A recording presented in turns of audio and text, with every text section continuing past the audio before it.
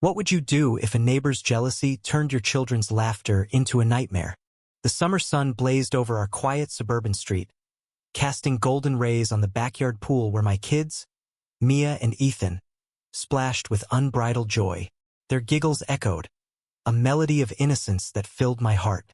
I leaned back in my lawn chair, sipping iced tea, watching Mia, 8, perfect her cannonball while Ethan, 6, paddled with his neon floaties. Our new house, with its sparkling pool, was their paradisia reward for years of saving and dreaming. But paradise, I'd soon learn, could be shattered by a single phone call.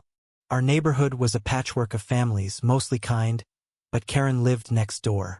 Karen, with her pristine lawn, her designer sunglasses, and her son, Tyler, who seemed to carry her entitlement like a badge. She'd wave politely, but her smiles never reached her eyes. I'd caught her staring at our pool before, her lips pursed, as if its existence offended her. I brushed it off, live and let live, right? But that day, as the kids' laughter rang out, I saw her silhouette at her window, phone pressed to her ear. Something about her stillness sent a chill down my spine. "Mom, look at my dive," Mia called, oblivious to the storm brewing.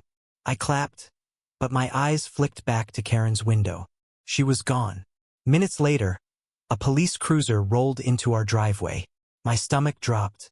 The kids froze, their joy snuffed out like a candle. 2 officers stepped out, their faces stern but uncertain. "Ma'am, we got a call about a disturbance," Officer Daniels said, glancing at the pool. "Someone reported your kids trespassing and causing trouble." "Trespassing?" I stammered, standing. "This is our pool, our property." The second officer, a younger woman named Officer Lee, nodded.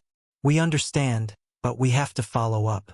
The caller said her son was denied access to the pool and that your kids were endangering him."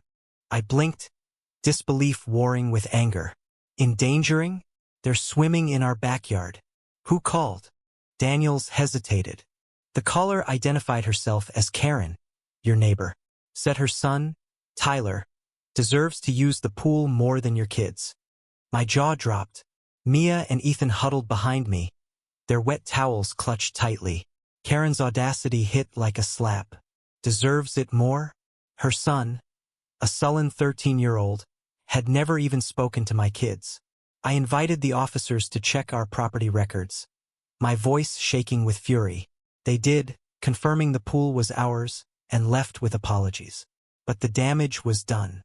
The kids' eyes were wide with fear, their paradise tainted. I marched to Karen's door, my heart pounding. She answered, her face a mask of smug calm. "Problem?" she asked, as if she hadn't just called the cops on my children. "Why, Karen?" I demanded. "Why would you do that? They're kids." She crossed her arms. "Tyler's been through a lot. He deserves to swim in that pool. You never invited him. It's selfish, keeping it all to yourself." "Selfish?" I sputtered. "It's our property. You can't just—" "I know my rights," she snapped. "This neighborhood's changing, and people like you don't get to hoard everything." Her words stung, laced with something darker, resentment, maybe even prejudice.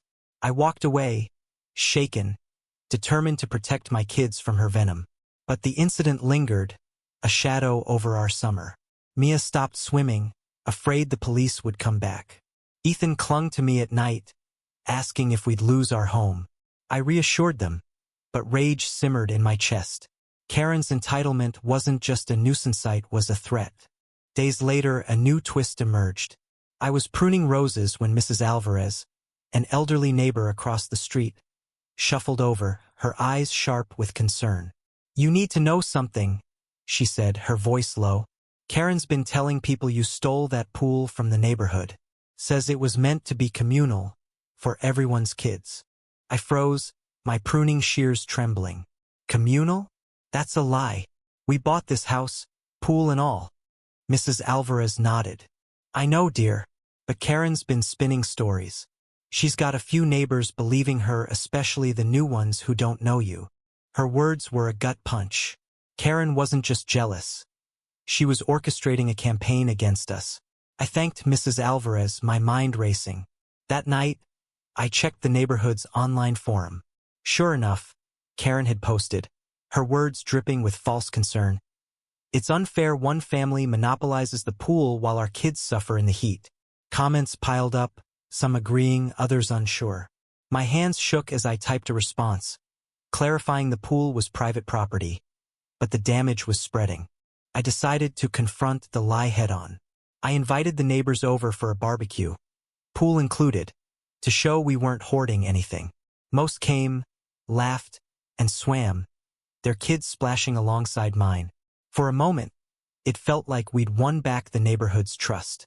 Even Tyler showed up, sullen but swimming, his eyes darting to his mother, who stood at the fence, watching like a hawk. I thought maybe, just maybe, we'd reached a truce. But Karen wasn't done. The next morning, I woke to find our pool gate ajar, the water cloudy with dirt and leaves. Someone had dumped bags of soil into it overnight. The kids stared, heartbroken, as I called a cleaning service. Security footage showed a figure in a hoodie too blurry to identify, but I knew. Karen's smug glance from her porch confirmed it. I reported it to the police, but without clear evidence, they could only file a vandalism report.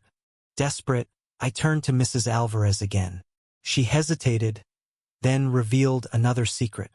Karen's not just angry about the pool, she whispered. Her husband left her last year, took most of their savings. She's struggling and Tyler's acting out. She sees your family, your happiness, and it's like a mirror to her pain. Her words shifted something in me. Karen's actions were unforgivable, but her pain was real.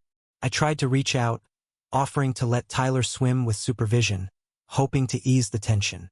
She slammed the door in my face. "Don't pity me," she hissed through the crack. "You'll regret this." The final blow came a week later. It was dusk, the kids back in the pool, their laughter tentative but returning. I was inside when I heard screams. I ran out to find Mia sobbing, Ethan clutching his arm, blood seeping through his fingers. Tyler stood by the pool, a rock in his hand, his face pale. "It was an accident," he stammered. I threw it to scare them." Karen appeared, her face a mix of horror and defiance. "He didn't mean it. You provoked him, letting your kids flaunt that pool." I called an ambulance, my hands shaking as I bandaged Ethan's arm. The rock had grazed him, leaving a deep cut but no permanent damage. The police came again, this time taking Tyler for questioning. Karen wailed, blaming me, but the neighbors, witnesses to the chaos, turned away. Mrs. Alvarez's testimony about Karen's lies sealed her isolation. Ethan healed, but the scar on his arm mirrored the one on our family's spirit. We drained the pool, unable to bear its tainted joy. The neighborhood whispered, then moved on, but Karen's house went quiet. Tyler was sent to live with his father, and Karen put her house up for sale. I saw her one last time, packing her car, her face hollow. I wanted to feel triumph, but all I felt was grief for my kids' lost innocence, for a neighbor's unraveling, for a community fractured by envy. We moved away the next spring, seeking a fresh start. The pool, once a symbol of our dreams, became a bitter memory. Sometimes, late at night, I hear Mia's laughter in my dreams, untainted, free. But then I remember Karen's voice on that 911 call, claiming her son deserved more. And I wonder, when did a child's joy become a battleground? ND.